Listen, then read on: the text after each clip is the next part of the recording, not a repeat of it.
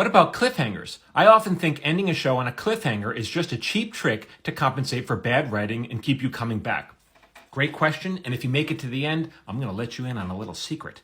But first you have to understand that there are two different kinds of shows, episodic and serialized. So an episodic show means the episodes can be watched, they're standalone. They can be watched in any order and you'll know what's still going on. Even if you miss a couple episodes, you can still enjoy the show.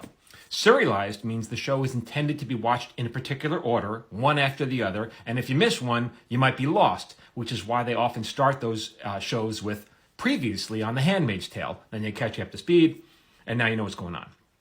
Now that so many shows have moved to streamers, the streamers often want you to make the shows bingeable, which means ending each episode on a cliffhanger so that you keep watching and coming back, right? Now, as writers, we're happy to make the streamers happy. You know, they need to make money. We want them to make money so that they continue employing us, right? That's how we make our living.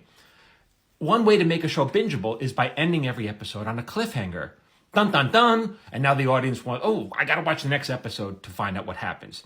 So let's take, for example, a cliffhanger where a person is literally hanging off a cliff, right? What's going to happen? Now you find out. We come back in the next episode, and the person takes off his belt and lassos a root or whatever, uses some creative means to climb the cliff and they're saved. Now, fine, the audience is going to be happy with that. But let's say instead you come back and they're hanging on a cliff. Now you pull out to reveal the cliff is only 6 feet tall and they just jump to safety. In that case, the audience is going to feel jerked around, right? You do that too many times and they're going to stop watching. Now, here's a secret. Even in episodic shows, we have cliffhangers. Not at the end, but in the middle of the show, in the body of the show. And we call these cliffhangers act breaks. You go to an act break, dun, dun, dun, what's going to happen? You go to commercial, you sell your toilet paper. We want these people to come back and continue watching, right? We don't want them to change the channel. So we put that little mini cliffhanger in there. They come back, we enjoy the rest of the show. Let's say the show does not have commercial breaks. We still put those cliffhangers in there, those mini cliffhangers, because that feels good. Even in a movie that has no commercials, we build those cliffhangers in, those act breaks in. That's called good storytelling.